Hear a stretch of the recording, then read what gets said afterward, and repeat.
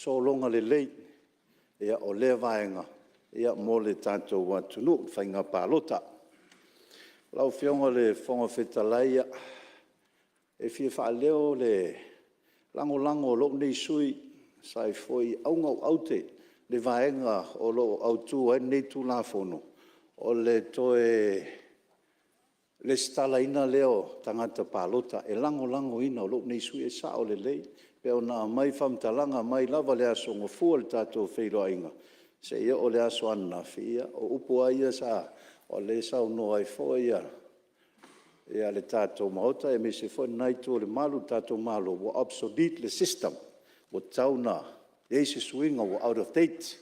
Ai paua lea se vaenga, e fia tutu loa, e lo nei sui, o le sa tau mawhai atu ai fo i se manatu le tātou wheiroa inga lea i le aso ngofua. O no le mai tau lava le tu la fono, o le fai tau, mo fai tau lava. O le whapea mai, o le complete re-registration. Ia o lau mamalama i le whaupunga lea, i le whaperitania lea, o lona winga, o le teimi lava e talia ma pasia i le tu la fono, i le maota nei, ia o le lola tuai, o leaunga, o wha leaunga, wa mai lori tu lau fo a mata loa ia le stala fo lea pe ona ta ua fo inisio sui ea anafi ma lea solua e fa tu sai le ta vale fo ea e lo o langona a ta o loa o le ta vale tuai le la mai ta vale fo ea e te le la vale ese senga le lope sa ta to fa nga ina Toyota ea le la fa nga ta to le Ford ese o na specs ma tu langa fa pea o le langona le sa vatu i le aso le aso ngofua o le polenga o lo nei sui o no le mai tau atu i le tu la fono le e le se vaenga o fa pea e pui ai ia le sui mamalu le no fua o le sui mamalu wa o te taritonu e o sila fia foi la o fionga ma tatou fono usu nei tae au tasi leo ai inga e se le taua pe a sa honi le sui e fia tau va i le whainga pālota. O le iai lea o le suafa po lona ingoa i to tonu le lola pālota. O le teimi la e wha lea o ngā ai le lola lea. Ia o lona winga.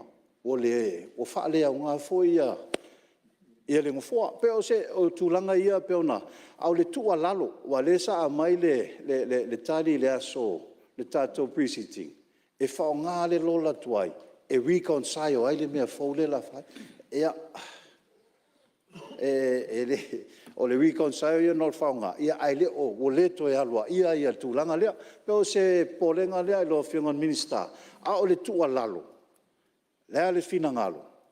Ma e au na talia le tātou tūla whono. A mata i le maota nei le lestala.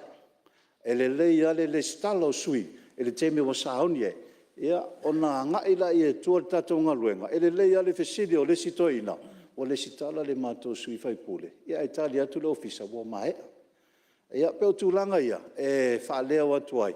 E lo whiongan minister, e me se foia, le whionga le komsina, ma le tātou ofisa whainga pālota, i le tūlanga foi le re whaangoi, ngai o ingo le tātou ngaluenga. E ma tātou whaia foi mea uma ma le amio tonu. Ia, amata le maota nei. Ia vave ona le stala le sui e a whai pule o no fo ia le no fo temi nei. Ia vave ona iai lona suafa lona ingoa i lunga o le lola fau. O le ala tātou a ngā ia tu iai. Lau whionga le whangwhetalai.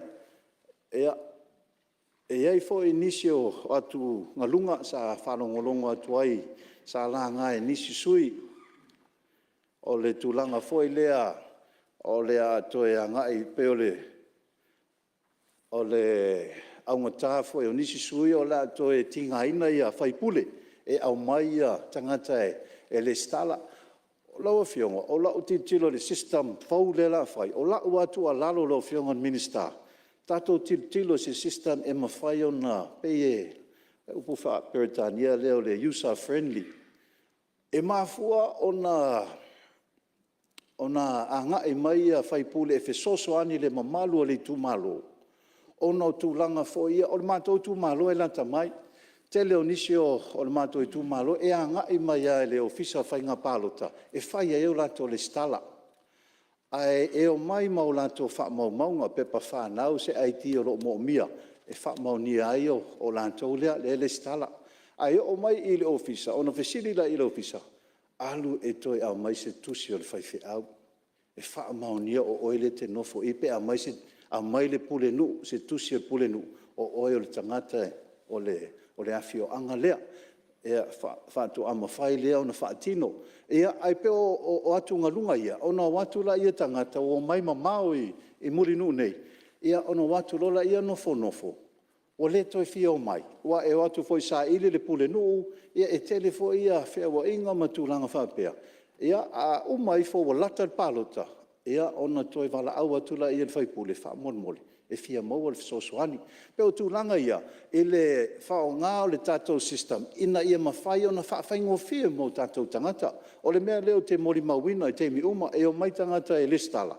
E ai toi whaafo i le tātou ofisa, ona, whaapea, e a mai se tusi, e wha maunia. O oe tangata lea, e a ele sau tangata malana tusfolau, sau malana, oe ea malana pep whanau, Ea peo vaenga ia, ia le leia le mai o le tātou system i tūlanga i tauna iai, e o foi le so.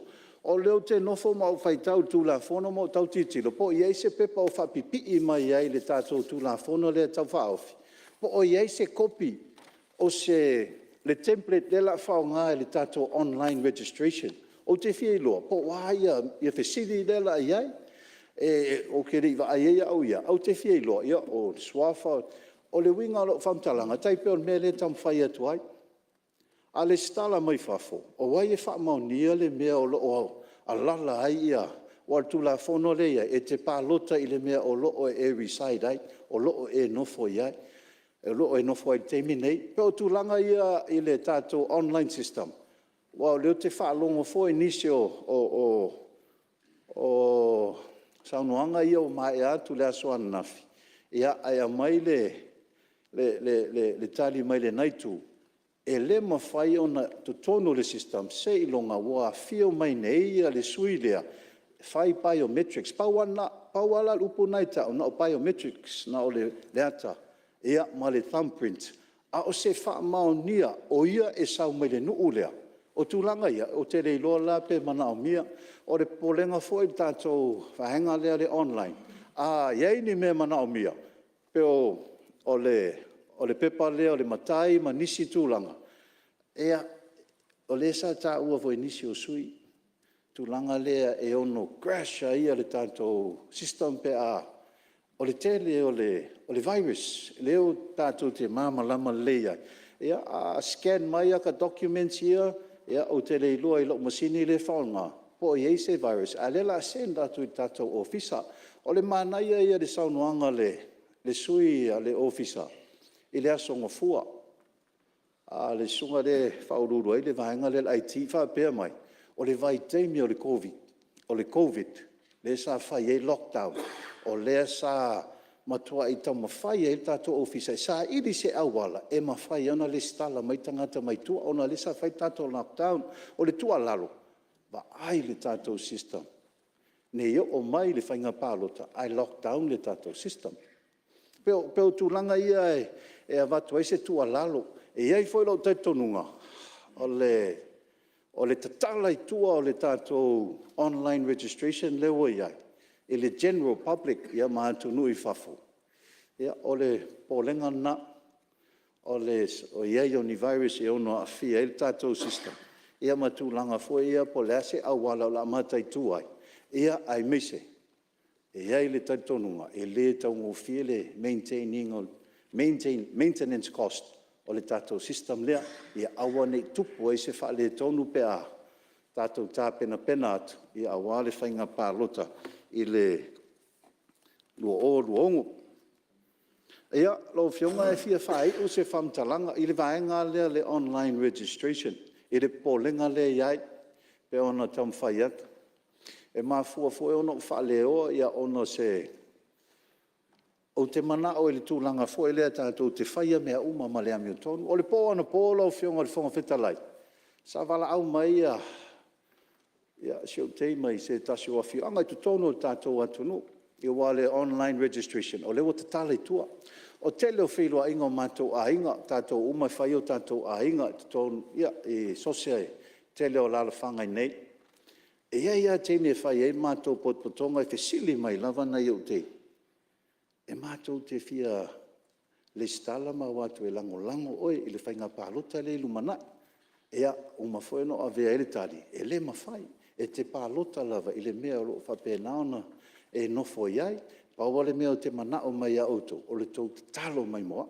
Au le po ana po, vidi atu se o te i le whapea mai, anko, o lewa mātou whalangolongo atu i lunga TV mātou mai tau, o lela te tala le online registration, e māma lama te le ia mātou whaingon mea le, aua te popole, e to o 5 mātou le nei, lela le stala atu ina, e watu e lango oi, o polenga ia lau fionga, o polenga ia lau fionga, o le avatu i luma e le tātou fono, ia me se fo i le fionga i le minista, ia lau fionga fonga whetalai, ia manatu o lava lea, te leo nisi o langona ma manatu o nawa, whaaso atu fo i nisi o sui mamalu, ia i aso ia ua, tua na, ia ngā leile atua, i lau fionga le fonga le mauta, mo wa pelo malosi a wale tautai ina o tātou fono usu, anga le leifo nai tu, tamaitai Palemene, no fo a minista al kapeneta, ia awa fo ia tau fai unga fai, ia awa ia le manuia o tātou atu. No, anga le leifo nei tu le malu, e le mātou tau au e tu atu, ia awa le tātou sa e whawhatasi, se manuia mo tātou atu. No, anga leile tu nei aso, whaftai. Ua whamalo, whaftai, sao noa, tanoa fo le sui mamalu mai maunga no mana lua, ia maloa mo le tō whawhaali, ia me se fo o lo fina ngalo, ia ua lawa le tātou tūlafon tau whaofi, ia maloa mo lo sao, tau tono fo o lewa, mau fo e minsta, malo, ia nisi fo whautuanga mo le tātou tūlafon tau whaofi, ia maloa whawhitai, ia lewa mai tau atu rau fo marisao, sui mamalu mai ngangai wha maunga no maritasi, ia tule mea no whionga sui mamalu.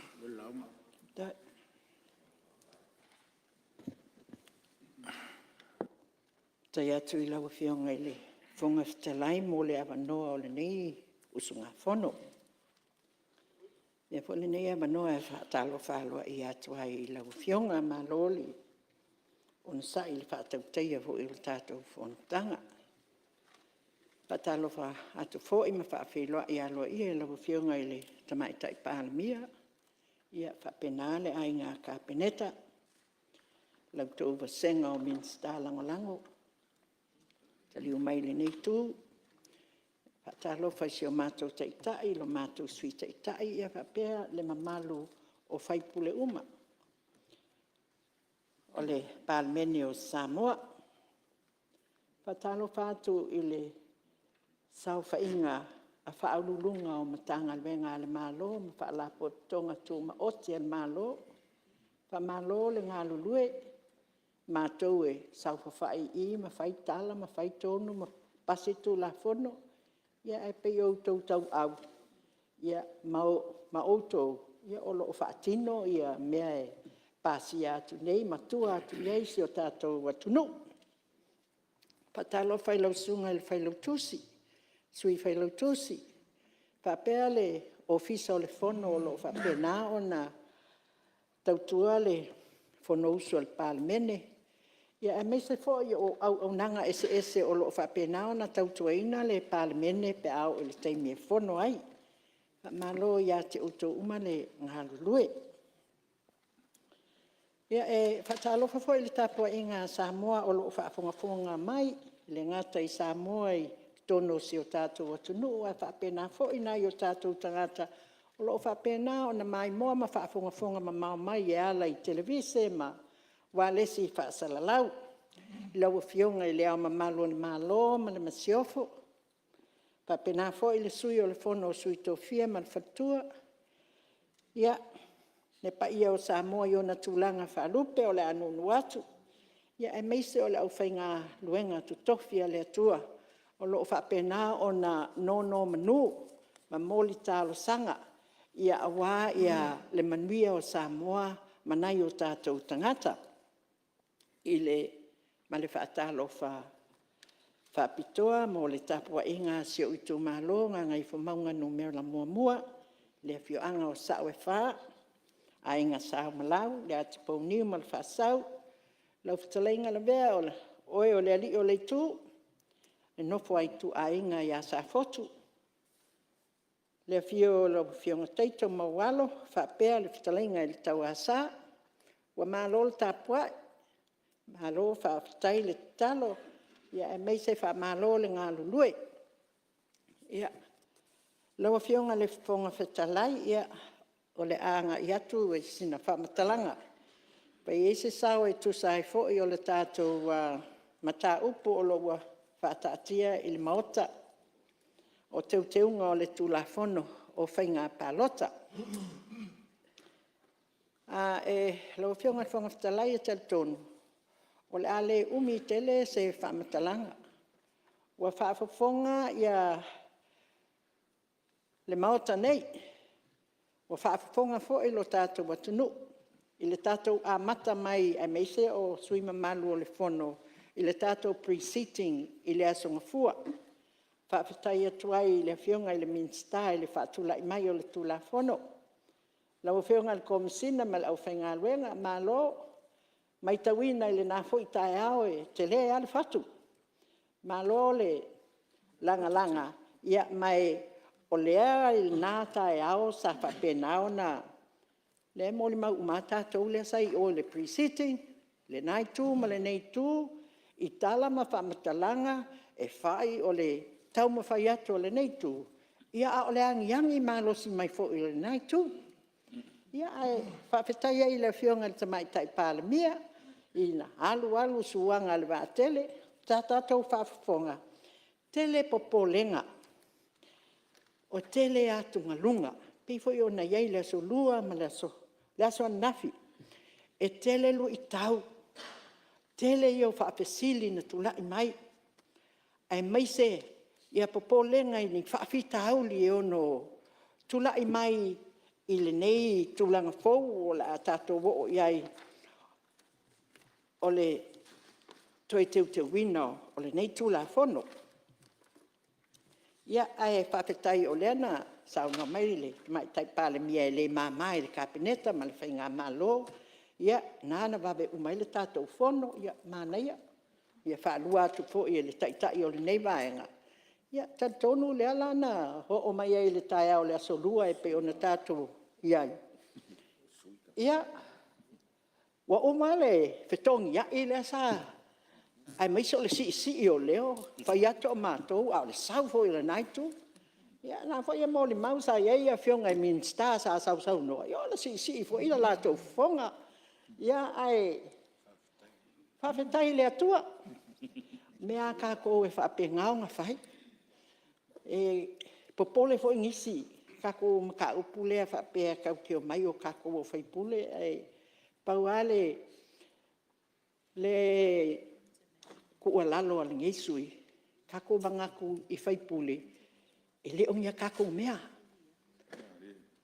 I le ongia kako mea o mea le kungu mea Samoa akoa mea I kumalo nga filifilia kako kau ke mai I le maoka le ngei o Samoa e fai a kako whamkalanga whapengao nga soalau pule fai kula fongo. Ia, wa o le ngai foi kula fongo. Ia, wa lewa, pe foi a o ngā whai mai, o le system wa obsolete. O le au ngā, longa winga pe foi ngā ka ue, e ngiso sui, ngā pasi nge ia ngei po kai au. Uma, le ko ia ma se mea koe wha ngā inga mai. Ai ia le kalkongunga. O lo, wha maunga nge ia le sui ai, lo ka ingoa, o lo ka aso wha ngau, o le menga ka ngofo ai, o lo ka makai, la e mawhaianga wha mau. Awa e kua iai. I le kaimi le papole ai ia le kele o sui ngau a whaafofonga mai le kungu. Ke le koe fia kalangoa I le kele o aku ngalunga. Obsolete le system wa kakau o ngasui. Le ai ama se whaipule whaavasi kulou o lo ngukuma le afi. E ku mau I se mea kasi. Whakulai mai suinga mole le lei. Kako wai o pongi. Pe a kako loa o le mea lea e mangu iai Samoa maonga kangaka. ai aua kākou ke whaapiko, ngā o kākou o whaipule, po o kākou ainga, ia o hafo i e kalesia, so se mea lama kākou ke iai, kau avele mangaku ngā ia kākou, o isi fo i kaimi o ke whaangoangoa ia, o ia pe a o kilo o kalangoa kākou, kai pela o kākou pre-sitting le la songa fua. E kākou mangaku ngaku ia, ma kākou kaumawhai, kākou ke whewhewe i le silawhanga le kua. Pe yengi whaamaumaunga, pe lengi whaamaumaunga. A lai silawhia le kua, kākou kalanga whai. Lai silawhia le kua o kākou mangaku, o kākou langonga ngā whaari. I le kau whaamaumaua le silawhanga kama, kākou whai whewhewe. Wa uma kākou ngā yoinga whai. Kākou whai ama le amio kongu. Whai mal kākou whewhe o lo o waki le silawhanga le kua. Iau kou whinga ngalo, ma so uloko, iau kou mawhau, ma so umawhau. Mea umalaba, le ai se mea lilo. Ia, pe o siau ngā ku alalo i ngei mea wa makulai mai. E whaafekai ai lava, ia le kua, e ui lava o ngā kele whesoua inga, i lea kaimi, ma lea kaimi, ai o lo o kako wa ia pea le whaamarumalu o lea kua i lunga ia Samoa. Ngei kai ao, o whaile mako misa, ai pe e uuse mea e koe sei. Ma fui, ka ilo iai penga koulangonga e pu'ua. Ai whai o whaile mako lo. An mako wharisa kūlunga, pe a langa i wha. Ai sa ka whaapea ngā koe ngā ua na mea, koe spi e sei o ngale koe mou. Ka whaafekai ai lea lea kua. Lea lofa muki vale lea kua ia kako. E la laka mai ia puapua ngā, ma mea kau ke popole ia i whaale ngā kula, sio manga e pei o ngā popole le lalolangi, wa o ia vaenga ese. Ai o loo whaamalu alea lofa o lea kua ia Samoa. Whaamalu mai pea ia kako. Masalo onga o le kulanga fo ile pea kako kilo le lalolangi a kua. O aku nguu ke kilele, ma kamau a inga ma. Ai o Samoa, it's only a dot on the map. Ai pau leo le aku nguu whai mai. Whaavae i le atua Samoa. A kako kilo la i le kulanga lea. Ia, o lau lea kakalo mo kako uma, le whaapikoa whaapeanga o kamai kai Palemene, po o Minska, le ai o lau kakalo. Kako uma lava. Kako uma lava. Kako lai mai lao le kako. Ma ka upolinge ngei kai au, ke le koe fia au ili. La au koe alu koe repeat, a o lea wa whaapafonga Samoa, i yaku ngalunga, i popo lenga, o whaafika auli, o le kele o whaafesili o ngā kula ai mai. Ia, ai meisea la le mea lea o le time frame. Le fo in popo le makele ai fo i. Not only wa obsolete le system, a o le keimi, se fulu walu maasinga, a maka lenga whaapea mai le whionga i le komisinga, a maka i le so walu al maasinga fōu. Ka pungi le lola ia o ki topa, a o le kele o meia sa ngoa koe sui mamalu. Ia, ngā koe pi ia māku i whinga ngalo ua whaalia, o ke le au ese ai, o le o ke popole ia iau. Ai kako whaamoe lea kua mea uma. Ia, o le time frame lalinga, ai maise la le kulanga le peia o ngā popole ke le iai mau kei loa le ke lo sui ua whaalia whinga ngalo ma whaafonga ma iai le kungu i Samoa ngei mā kungu i whafo. E ke le popole ngā le iai. Ai maise a i le kulanga i siksengi. Ia, le mea ngofo ai. Le vaenga, o kei la, vaenga lea o makai, kako kilo isi o mai a ka whawhau, o mai o whaiwhainga makai, ke ea wapunga whaile makai.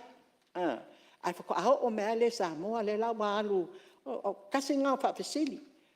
Po wanga waalal makai lea wa le la, pa lea o ngā lo le system, po wanga waalal makai lea, whako a whai kalakua ngafi, i lunga o le online registration. E kele i o mea, e kake fia whesili e ingi. Ia, ai mai sei foi la. O le aulua fulkasi ia, ngā oa mākua i New Zealand, Australia, Amerika po fea lava. Kau ke le whaakauanga vale i ngai o kako kangaka o loo whaafunga fonga kapua i mai.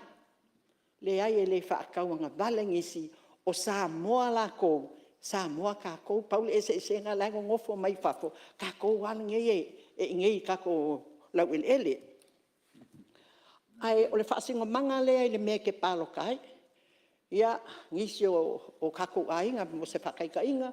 Ia walua kausanga kalunga o whaku. Se i koe wa ai se le vaenga le lo ke whikalunga o whiua bili la ke whamai lawa sui wa ese malfale ngā ngofo ai lawa wa ngofo wa sui foi le ngu lesi vaenga o ngiusila lawa ia. Whapenga foi Australia. Wa whiua fili aku ia pai mala pai em pai ngap so sangi mai se si. Fai aku ia i vili mai. Mai e wa sui foi lako fale. Ia wa ese malfale ngā sa. Ko inga mea whapengei. O le mea ngā leo ke popole ai, le time frame, pe maka o le asao uma whaamaumaunga ngei. Le la aku i kokongu o le new system. Ma le new system la lea pe o ngā popole ai ngisi, pe maka o le akali i le kele o whaafika uli. Lea wa le, is it a proven system ua mahea o ngā prove sa wha o ngā mua? Pe akako whaalongolongo i mea iau hacking, pe paloka le a Lucia ma Amerika hack mai Lucia paloka Amerika me fa penga so fa mole ele peanga o fa ke le ko fika o le wa kelenga ngala un ai sui ma malo le Palemene ai o se kasinga vaenga o ke fia kilo ka ai le online registration la le vaenga la le lu fu kasi kausanga pe maka ai o le si mea leo ke popole ai. O nga o lea la a makangela a whape pasikai au a makanga luenga alvaenga le pe o nga le fionga le komisinga malonga ofisa malanga. A o lea ngai se maua fo i whamakalanga e pe o nga saunga mai le kako whainga malo. O lo o iai isi vaenga o le ngei fo i kula fongo o lo o au i mai e koe keu. Ia kasi la ngā mea e ongo o kongo le time frame, online registration, a ke kilo fo i le komisi lea sa oi ngō i kua kako kuma alo uma. O le ale mea ngā whaalongo inga i ngā wa amaila li poki o komisi. Ia kako kalangoi la mi o kong, kelo kako ngai kongu i le ngai kuma le ngai ku a kalangoi kai mi fo fongo kako kukuma lo se kongi fafo li poki. Mo kua whaale kongu kele ngai li poki. Ele kalia kako le kelo mea ngā mai li poki. Pe o le mea ngā le whai aku ai. Ka kele fia ka uangi ngoa, ka kele fia kusi lo ka lima, pe kua i a pai, ai kako kilo i no, fia kako. Fonotaga. E mo se ama no? Ma liele, sui mamalu se i tu atu la vanoa le fionga o mista o whaaptoa al malo, tu la melo fionga mista. Ia, whaftai atu la vele fionga fo i tamaitai whai pule. O a fwere tau whainga mai ngai whaamaru na ma fwoi nisi o mata au po olo i eiso na whina ngalo po o na atu nanunga. Ia i tātou tu la whono o whatano i nei. Ia on me mo mua sa hale fia so atu la vare tūlanga o iei ono tūlanga i olo o whai pere sau noanga tamaitai whai pule. On me mo mua ia pe ona tā ua fwoi ia sui mo matai efto a whai atu nei. Ai o mai le stala i nungo i pion sila fia o le iri tātou tu la fono i wha masina e whasad la o i e matai fito an whai la i ona wha maonia pe a wha pe le ini wha ravlavi i a lona winga e le ma whai ala ngā lulunga o le tātou rola lea pe a le i wha maonia i le la fono i a o le mea longa rua lau fionga le ni sui ia le o tātou tano i le situ la fono i le i o mai nei. Ia peo no whai atu. Sosoani atu ai fo i le sui. Ia o tu la fono le ana lua mata upu. Le stala le lola. Ia me se fo le whafo wina o tātou system. Ai se i o mai. E le i pāsia ia le tu la fono lona lua le te sa no mai ai. Ia tone i se te mina o mai le i whai fo le pre-sitting ia tātou e tano ai fo i e pēna anu sosoani atu. Ni te ufa pea nisi ai o whaatari stu la fono o uman pasia, rea ere pasia, ma le whaalo lafa whaftai. Ia, tura mai rau whionga sui mamalu. Walau sau no. Whaftai lau whionga le whonga whtalai, whaftai fo le minister le whaau I la vea I le kaumawhai a korenga isui o se whonga le ai lau whionga le minister o lea o ke kalangoa aku I a whianga kai pei o ngā popole ai le kelo sui. Lai whaafonga whonga mai ka ngaka o kako kumalo. Fia malama lama mai fo I ai lo kumalo langa o le melenga mai ai au lo kumalo I. Fesili, pesese, pesao, fesili, sanga fesili. Fesili I malama lama mai ai kua. Pe ia o le kulanga nga. Whamaloa kua o lai alala lava le mingska e o ngā kula whongo. Ia mafile mu akongo le akali mai se kaimi I le kele o fa fesili e fa iaku ia pepe foi ngafi ia e kasi le sui e la ngaku ko farming sky kula I mai ia kako kalangoa ho lele o kako o le Palemene pe o nga bakula kakalo sanga kako kalangoa fealo fangi awa kako misa ia kako misa kako mai fa file mu le kungu ia lan mele bo ia kako kungu se wa misa misa kako aku ngu, misa kako ainga, misa makua mawhangau. Te 2 minuta sui? Whaafeka ia lau o whiunga. O ka mai kawinga mai ai le kelo keimi ma le whaangoangoa. Lau o whiunga ke muso e whaiseka la e ko ka mai a kia. Awa mai kawinga fo ise ukumalo. Pasangi ngau la kusaba iwhan mai. Me ke le whai le whonga whikalai. Ma ke mankau aku e le umianga e kalangoa e whamai ia oe foi o le sui ka mai ka I makua o le maoka. La me ke le whai ai a whai mo makua se iku mai singa mangoa. Ia e ke kua ku foi lisi kei me lai kau ma whai aku le menga mako whai aku e ke alue whaaleo. A ka whalangoa whamai ia koe lua mingu ke le sui e lau kumalonga u kou whaafonga mai. Koe lua mingu ke le sui. Ia ai o mea ngā le kau mawhai aku ai o aafianga. Aafianga o ai. Aafianga o le aku nguu a koa. O le kula whongo lea, e lea o whiainga o. Le sa kako popole, whamei ke ua le koe sau se whai pule, ngā wau whai aku lau wholosanga a maka. E le ngako mea. Whai pule a Samoa, whai pule I kumalo. Ngā e sau e whai lau kiu ke serve lau kumalo, serve Samoa, serve I le sila whanga haki a lea kua. Lia, kai pihoi ala o langa lua whamei lua mingu ke lua umale se mingu ke. Laua fionga I le mingska. Ai meise laua fionga I le komisinga ma lau au whainga luenga. Ngisi ngā mea ngā o ngofo ma mai kau mai le. A maka mea le pre-sitting I la songa fua se I kau mai le aso ngafi. O le wha maongi ma le whai mea kongu. E o le angalue inga le ngai system, la kou o lo iai le ko mai wha apikoa I ngā mea o hacking ma confidentiality o a umu mea. Ia, o kou mā ngā. Ia, malie le. Kou mā ngā. Lau whionga sui mamalu, ia langa leu wha. La vea mai minsta o ngalong tene. Le o le tūlafona. Lau whionga tōng whtalai. Anga o ngokula ia koe whaasa au saungoanga. I le saungoanga le whapea ring kako mea. Au mea I o mea kako. Mea kako mea tunu. Kako le whai masui o tū malo te tasi. O mea kako e kaun kako sa lau pule ma whai se kūlanga le lei. I maka upu. A kako olo le mea ngā e ring kako mea. Whakau kala kako mea whai. Kau kere papole e mea le tunu. Ia mea ngā lau whionga le tumaitai whai pole. O le mea oe, ma le mea ma mea kako umalawa. E ka kanga whakape pui, ma whaale rengi mea o whaale kong. Peo le ngā lau kula ia kula o whionga e whailo le mea le o le e ringa ko mea, whakau kala lo kako mga, kulau nok, e whaalo. Ia. Mari sabi no lo tempo tu le mai lo fuma mista se fu malo. Pe dala puede sa fie kula ia ku fa ngai ngale upu Samoa le mea. Fa fonga le ku le si upu leanga. Ai ele nga Samoa masangi nga fa pe. O lau mea, o lau mea, o le kako mea, o lau ko mea, o le mako mea. I lo ula fa winga inga. E leo se mea ngā o kua, e mea le kalangoi o ka kou fai pule. O le ka kou mea. E alonga winga. E pe o la ka kula i aku ngā.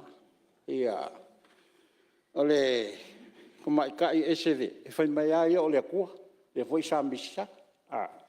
E ngā ngō wha mangaku, fai mai le ngang, nothing is impossible if you put your trust in God. E rai se mea fai ngaka, pia e whakuku, a whai whakuku le kaulang. Kau ki whakuku e le akua, e ma fai, ngā fai mea fai ngā. Pia ka kuku le akua, o le ngoa ngā rungi paki, whakuku e le akua. Samoa o kasi, mungui. Ia, madi ia, se tu la melo from la mista vato. Fa o matu ia sia matu tu alalo, pai malo. O te fa longo ia le ala malo. Fai mai pelo fina ngalo ngai sa o lele lau to fa adi ni tao. Ai o te po fo fa tu ngai. E se lo fina ngalo mo moni mai ana manino le lau sa no. Ia lau tu alalo na. Ia. Au fio mai. Ia. Le foi la e langa tira fa pe un ta o lo Lau fio mai oi. Ia. Nga le foi ma ko collective responsibility. Ia ele fautuanga le sui malu. Ia langa ele tau mo fie tu ingol no fo. Ia le fo fa lo tu malo le i lo fina ngalo. Ia e sisi le fo io. O lo fio ngal sui malu stasi o sui matuo le maota. E whaatonu wholau o tātou ngā ruenga e tātou tūla whantu. Mau ia te leo teime le atu awa noa le whawhitalai. Ia e manantu te le ia maus whautuanga wha no fua. Ia o le sui ua matua tono maota e le tau. Watua se tala no fua e structure le leile sau noa ngai. Nei e whaingo fia ma ofi tonu. Nā o le tai luas fumi nutia tātou la unga i whaatanga tātou la whantu mau. Belea lau whionga suma malu. O e whao te maitai ma tina e whaalangolango e no fua. Ia, ole langona nā wā, tui nātu ma ua mai a fwoi lau teimi wha umere sau noa. Ia, whawhetai lau whionga whonga whitalai o au e selo o ska, e ka kausanga, whai mai lua, ku ulua, peka ke ika, peka ke, whai mai lua o ska, ia ai wha lai wha uma, ai paula ukala, amu ia fwoi ka ika, laka kala ku lalo mo ka ko uma, alu wako o koru, ming ska o ka pengita, ai whawhekai lava, o le lango mai le si ming ska lo kula iaku, o le upunga o ka uai le mea lea le o le popo lenga o le ke le o sui anga iaile, le asonga fua. Popo le fai pule e le koe o mai. Ko se ama ngoa iska ngaka. Mea le winga ngā lau kala. E le o se fai pule ngā o oe po se mea lo a hinga. Po se mea le ai o le mea Samoa a koa. O le mea la ngā pie pa sao aku. O le mea ngā. E ke ua se se sa o wha makalanga. Ai wa ngā wa wha sao aku. O le popo lenga. Ua mai ala lau sau noa. Ia, se tula mai sui se umu. Aftai, lau whionga. I rei fo se manatu e fia whale mlawe. E sa mai tau o tuala matanga le mea leo sau no i ele. Pe o le wha mamafa mai alta tu whilo ika le la songa fua. Le mea la wala lea sa au ta ua. E le hei masisi au tatu e le fia koe foi bai. Ia le la sa o le sui o le mea. E le se mea, le skako mea.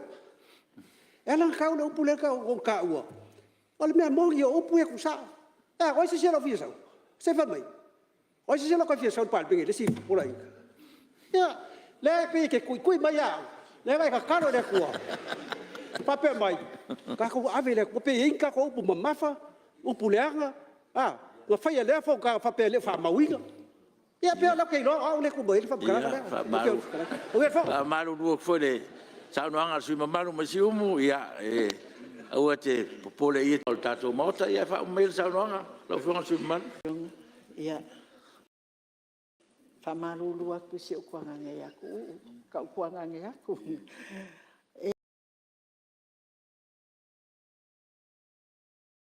Ke whai ke lava, sa whai whaalawa i ke le o ngā o kako o ma o whai pule, o mea ngā kukopo i le asonga fua, pe o le kulanga ngā. Whamarulu aku ai lo finga ngalo, pe a whai wa e langonga o whakakau aku, ai le ai whaalawa i ke le lava lo umangaku. Pe le ke sila fia le ia ngā au sa ka ua le mea lea. Le se se fu fu ele pam kala sui le O le whalalo, bui le fongo. Ia e lesi mea o la kako inga ai. O nga o lea ngao o le kai au la solua. Ia wa kau wa pi ango mai le ngai ku. Ai pe le wa kwa mako. O la mai kau la kai au la solua. Ia wa lenga fa mai kamai kai pa. Ia o nga uloa lenga fa kau fongo o uma kako prisite. Pa mo mai el sa Lea la. Nga e sa kulai. E fai mai. E sa o lea ai nga o kakalo le poanga po. Ia lela wo o mai kai au wo sui lo mangaku. Ia o le fasa onga nga. Ia onga o le ua fafienga e fe mai wo umalo ka kaimi o le kukula i mai o le au vaenga le kulo lava kofi pai pule o iku malo mamalu. Ia ai ku sa o ase mangaku o nga ngai fo maunga ngumel kasi langa lae pa fonga mai lo iku malo yo lako popo lenga mo lako manga onga ma mea o lo fa penga nga ku ngalu iai la wo fionga ia wala ba ia i ako ngai koe maua seisi kaimi o luma fa manuia kele le aku e la fionga ia fa pe sui mamalu o malava le Palemene fa manguia ile au fainga luenga Samoa o lo fa fonga mai so i fua manguia le fongo alo waftai malo sa noa ile sui mamalu ia e fa pena lava le tatu no fuai watu ia o le nganga no fuai ia mo pe le to maria mal file mu tatu mauta ia fa ftai mo lo fa so mo lo fa tuanga ia ma fa lango le tua me uma ia o le nganga na e mo le to le nganga fa ftai no fuai ia o le non estasu tatu sui ia tu le mai sui sanganga no mertas tasi sui tu al mauta ia waftai tile lau fionga le fonga talai o foi se avano ne sunga fono ia e fai foi se manatu e tu sai male tu la fon ta faufi ia la le atulo el mota tu na el mota nei fiolo fonga fonga talai ia tu lo na foi le dai tala na to le fiolo te mai te Palemene ka peneta ia mal foi so ia men sta ia me se foi ole la tsai fo pe ia mal malu fa lu ngam tanga luenga le la tala na to ia nei foi tala na to le fiole fionga te tai ole tuangai e masuie fai pulo le mot mai tai ia tato fatasi le yeso to le foi male ava tele male fa lo mai tau fo le nei tai au ia le o mon pa lango pa ia sam fai nga ia o pe no se tala tru na ile au te lengo Samoa o na tulanga falupe pa ia inga mala tu tama mala tu ainga ia le usonga tu mo pule tu au mala tu ainga le taima le va fonti e me se foi le tapo inga ia ana yo tato usole mo ti se sa ia ole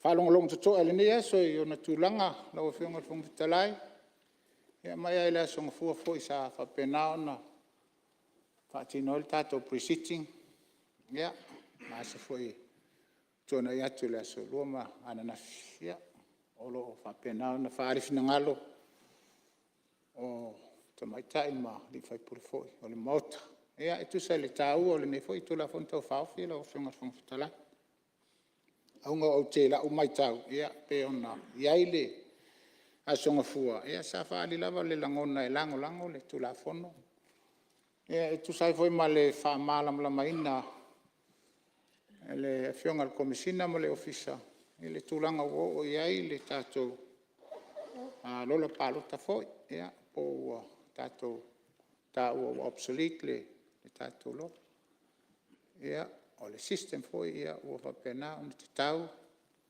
ono mea ona fai ai e se ftuna inga ina ia fa pena ona sa le lei foi ia le si tato fai nga palo te pe ona tato mai tau ia le lumanai na ia sa ma to to ma le lei ia ona foi na va te lango ne foi nga fono wa te telton ia se mea o fa pena ona le e tau ona fa le fa atu to lo na te lenga ia wale anga i luma o le tele atu no malunga ia sa fa pena ona mai ta watu ma o tani e aunga o le system ina ia matuni langona mani motunga afa ia fa atu to lenga luenga le fionga al komisina ma le office Ia le smelenga la.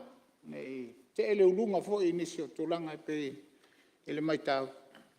Ia a leo te talitonu. Ia o fautuanga e whapena ona. Toi ti matai leo penga ma sili tutoa i eile fionga komisina e mai se lo fionga minsta. Aftai fo il fatu lai mai le nei taimi. Ia. Awa o mea lava i e tupu i tau sanga uma fo i lata le palota ia fai sui inga. Sui mai le tele. Ia por sui mai le tele le na wa. Ia o mea lava i tau on fai na ia ato to ai. Ia le fatino ina o le tato ngalo. Ngalo ia e whapena i fo lasi a nganga o le nei fo i usunga fono i la lango le whamoe moe. Atu ngalunga i pe ona tau mo fai atu iai. Ia whapena fo i so manatu e le toi whale o leo whapena ona. Tila sa anga iai le pa ia le malo mauta nei. Ia i whautuanga i pe ona tu inatu. Le ngato le nei tu. Ia e misfo le whainga malo. Sa tatu mai tau le asonga fua. Ia tele a fo i minista sa le mautonu ma. Mai foi o lato fina ngalo. Ia le uftu nai muni au ma fursa i whala o ma mafal tua wha le uta. Ia whaafitai. Whaafitai le natu langa pe o taunu se taunu unga. Ina ia vave o na pasia le tula whamtau whaofi. Ia ma whanga solo lo. O isi fuafuanga pe o na tātou whalonga foi tutula i mai niso. Whianga o minsta ma whape mai e iei nisi. Teutaunga ma whape nao na whaasosolo. Ia ele se mea leanga vole nami. Ila ule mai tau, ia mai ilu mame nei tātou te whiritanganga ia, ia, whela fua e fuile. Maota ma vai, ia, pola se mea pitusili ona taua ma le lei, ia, mo le tātou tula whonoina ia, sao ma atua toa, ia, ma maua le, au telenga, ia, ina ia no while mu tātou atunu. Ia, e ala i suinga ua whai, on tātou whai al nei vai tau. Ora nganga nalo whangafutalai. Ja, whaftai tele mo lava no, whaftai voi lau whionga le te mai tau atu lo, kaua lava lo malas. Tai lo. Ia. Whatino iau tiute mo whai. Ia, awale, tātou Palemene nei. Ia, uio lea, ia, tau ma tau pu ia elisi me ai nai pue. E mamalu o le tātou Palemene, o nā tau a leanga o tau e uso tuofi. Ia, manuia Samoa ilana whalonglong mai. Tā puainga Samoa ilona telenga. Ia, manuia vase o tu malo i ona. A telenga i. Whalulunga se tātou i tu malo. Ia, maura sui o sanganga tas. Soi fume manuia. Halo. Whaftai, sao noe, lau whionga sui mamalu. Ia, stasi fo sui matua al maota. Whaftai a mo lau tu whafta lai. Ia, mese fo lau langolongo ina o le whamoe moe ua. Nga ie tātou malo, male tātou mtanga luenga ia malo a whaftai mo lo whinangaro whaalia, lea ua mangi el mauta, ia launong ino fo le tātou tula whonto whaof. Ia, au nisi tū le te tausang, ia, o te pole tū le tua, whamamoe le tua, leo malawa, ia, lea ia ngai uma, tātou te whanau nau mai le tua, ia fisoasoa le mai. E leongi au ala fo le tua, tā pena le tua, nisi me le lei mo tātou, Mele ia le nganga na fo ia fa tai mo le sauranga. Ia tu le mali sui sa putea. Ta sui tu al mota.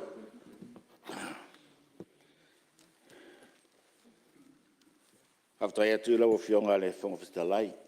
Ni tai mo la no. Foi tu se le ole.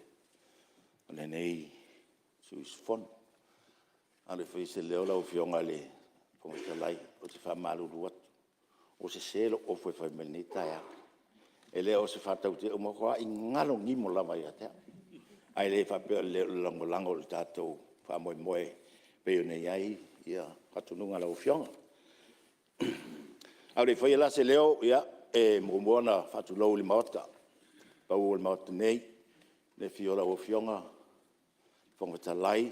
Fio le tumatai Palemea, sui Palemea. Maru kapineta, ia, minsta lango. Mai nei tūl, fio mataitai, sui taitai, ia, sui malu ole, le tū nei. Hatalu whātu i paururunga o tātou tanga ruenga al malo lawal tau on sa. Alo tau watai. Hatalu whātu whai disi o babalu o tātou atu duo o mawhaiona. Tātou whātasine yaso. po inga Samoa, mai o nao, o nei, pe o ie se tala lau tafi. O pa ia lava nai tu mau, mai lava le, wau o lava le whapapau.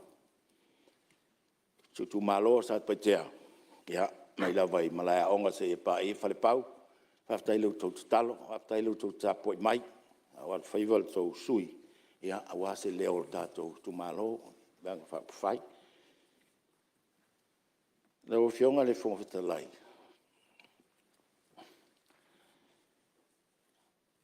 Pei lava na wha leo i le aso na fuan tātou whanoi. O le ala upo wha leo a hau manatu wha ina whaiatu. E le whi maumua ele. Suini nei manatu ai ina whaiatu ai. Nā koe wha i ilat, e tu lau. E lango malo si suini nei i a swinga. Suinga le wha ngā ina o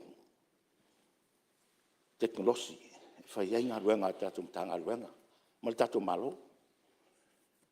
Awa o le anga i le lumo le tātou lalolangi. Leo tātou iai. Leo tātou jo tono le lalolangi o teknolosi. A whai la tau te le langolongo ina ma tātou wha ngā ina. E alongo ina o le malo la tātou e aluanga i tua. Le anga i ai luma. Whao ngā o teknolosi nei. Mai te langolongo ina tu langa o lo iai. O te tau o na tātou tilo i se whainga pa system whapalota. O te tau o na sa o le lei. Ma while muai i tātou atunu. Tau lava o nau whaipule, tadu mai. E le ma whai lava o na misi, tau sanga uma, le whai o le komisi sui. Pea umas whainga parot. E fiu lava le mea tā pena i a tulafono whainga parot. Whape ua le lei, ai umai wha, o toi whai fo ile. Ele komisusu e toi, au iri mai mea o whale tonu. Le fo wha umatu leisi. Leisi ngā ruenga tele al komisusu. O longa winga. O te tau nao o se taimi. E matua tilo ai le tātou malo. I se awala ina ia whaititia. O whawe se uma. O whawhitau li etu lai mai. Whawhela na whaid mena. O le sao. O le tātou tā penanga. Ia tā pena lava tā pena. O le mele leo te pole ai le. Turanga le lau whio. Te lango ina le whaonga ina. Mo tau na whafou. Ai o le taimi lea tātou no i ai. Lea i el polenga sui nei. Tō se fulu palu ma se peila ma leang wha leo fo eis. Ai tō e patu pēla no le mea sau wha leo e lea so. Tātou pisiti. Tō se fulu palu ma sina. Le toi. O le ngā ruenga lea e tū lei mai. I oe. Mai nā le sui ala sistema. Whai le isi avel pāua ele. Kom sina.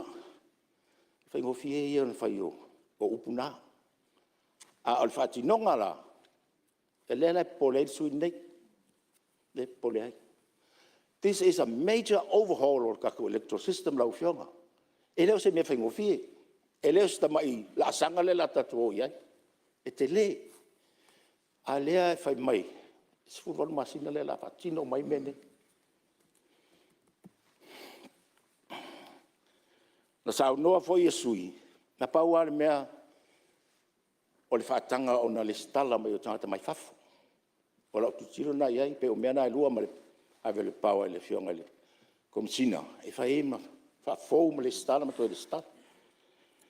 E ala na le ma mawhai lo mawhau whautu langa lea. Ai sea, wha le ai tu tonu o datu la fo. Pau lava le mea lea e fou mai o le stala mai lungo o le internet o tangata o lo alala i whafo. Alo iai ai tono tu la fo. Lea. E mawhai ona le stala mai tangata i lungo internet. Tangata i o le nofu Samoa. Alai whafo moni se taimi. I o la tau lai oi. Tātou ngā ruenga fo i e. Lai whawhal malo o tātou. Ala ma whanau oro a onga. I tangata whapena. Lei tonu tu la fo. A lea lau la whai mai. Le stala uma mai. Ma tangata lai whafo. No fia la lo tu atu. E le stala mai lava. Whata pe whawai ai. ai o mai ai Samoa. O mai ai Samoa. Fai ai le lato biometrics. Ya, ona toi o ai le faf. A o le so palota, ia toi o mai. Fari foi la lo manatu. Ile tele o te mawahinga o le alu o le natulanga. Wa le fato a fai le o re-registration. Tangata uma. O le mea sai, e o mai a tangata le stala, o ala e tato e mai ala taimi o le palota. Ioi. A le taimi nei, e te tauna o mai, e le io o ia o topa. Tau songa fau. E le stala mai, tu lopo lele aso a matai le stala. Ai te tau o na o mai, e fai ala tau biometrics. E le io o ia o topa. O topa lo tau songa fau, tapuni lo le lo. Ia, o mai la taimi na, into e olea. O na masina. Ia toi mai foi lea. Titi le te le ole tamawa inga fo na tatu tangata i. Le ole a fia i mea nei. Ia tau o valele. Ia, i le tau whamtala tu ole nai tu. A ole mea leo o whalongolongo atu i anafi. Leo fionga. Leo o uma le stala. A leo o tala noa. E pālota mai tangata i lungole. Ia, na ana whapena atu langa, na sa whalongo atu, o ia, o tala noa mai, o le a pālota mai tangata Samoa, i lunga le internet. O umalale o mai, alala nofu mai o pālota mai. Au whionga le. O Australia, o Whialava. Ia, mali e lau whionga sui mamalu. Se i tua Tei lava le. Me stau, wala tonga malo. Ia, o le whaamamanga nen whaamamama tatou pisiti. E rei ma se whai ona pārota mai nunga o le interneti. Ni te ua whaafonga mai le atunu u, te se sia e o rātou whina ngano. Ngā le registration, ngā le stala. O mai e lola i e nei whauma le stala. Ia, lele tau te le i o le tūnanga i whai ona whai pārota. Ia, mō le whaasau ina o le. Ne te ua te se ina lau whionga. Ia. Lau whionga sui mamalu, leo maua mai le. Ngā ngole. E le i whaftai lewa lau whionga, whaftai le mista, le te mana malama le le ia. Apo ia wha, o lau tala le na whai atu. O ana nafi le no whaalongoti ai. O saula unga le tūlera. O tā ua mai ai, le pālota mai lunga.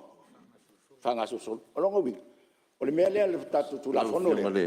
Nā pei ngā o singa mea whai a maka. A le mea mo ile la sau ku. Mali e lau whionga sui mamalu. Se tula mai lau whionga mista. E kasi la lea sui lau whionga le whongwhitalai o le sau whaulonga la unga i kukongu i. O le mea ke whai kaule lei lau whionga ku la whonga ngā whau mai leo lo whina ngātu. A leo e sau e whaalongolongo i la unga i a makau whau i so mga. O le mea longa lua lau whionga le whongwhitalai. O le lava i popole le sui i le system le fai. Langa sa avakukongo tenda spore le kulanga le sa mangingo le whamakalanga le. O le system kuai dea. Pia ko kaver kuai. Wa alu ko ufoi le e le o mga o mia a ko ai ia me e mga o mia e upgrade le system. A fa pe foi la upgrade system. E kusa le ia le kau ma le mai o le system fo. Fa unga ka ko ke posi e yung sao ai la i o ka ko mea. A ai ke popole le mea nga. Un sai mai o le a e miska e ko fai ka ko wa mi nga lo fo. Ia, pia sa whamana fwoi, anu fwoi lau whionga sui mamalu. Ia, ana fwoi lena, whai tole tala anu fwoi le anga i fwoi sa anu anga i sui ma le, ia, ma le tele ai ia, o tātou teimi ia, ia, manatua, ia, anga i pia le tātou wha me moe, meso tātou tula whantou wha ofi. Ia, o le wingo na whamtalanga le so nafi, o na ua pe a tau, tu na inga tā ai sa nuanga ma peua ia pistu ma pela o anga i fu sa nuanga i sui ai e mna tu lo whionga le sui malu sui tu fo mauta ia tatu anga i pe tatu tu la fonto fa ofi ma na fa mo mo na fa la After lau whionga, after fo ile. Mista o ngā luenga. Malana wha ui la mea. E o O le lava e te le o wha pe atu o le lau ngā ina whai mai. Pa wale meo le wha lau I te lea. La ngai whaulu me ta upulenga o mai tonu. O le sa au tāpenga. Walu vai aso au tāpenga olo. A mata mai la sunga fua. Tau teimi nei. Tawa e meo. O tu la fono uma ma menei. Au o te ilo. Te ringa tu lau. Le la o pe ua esele. Le melea. Pe o le mele pe se. Pe se prisit. Pe se. Si me fa bo mo la ti mai luma. A o le mete lele sa tu la o le tal no la e luanga le o mai. Mai mau e pana fa pe fa tata mai. Po a me ia e le fa pe o mai. I la tatu o le marmara mai a. Po a me e fo mai tu. O vai peina sa no ngal sui mar no fio. Ya, terwai o no leo tatu. Tonu mo tatu te malo lo ta. O le afa wa sa no ngal sui malu pe tatu te mo tatu malo longa. O le afa tati ese ngalu ngal funo ao mo le malo longa ta.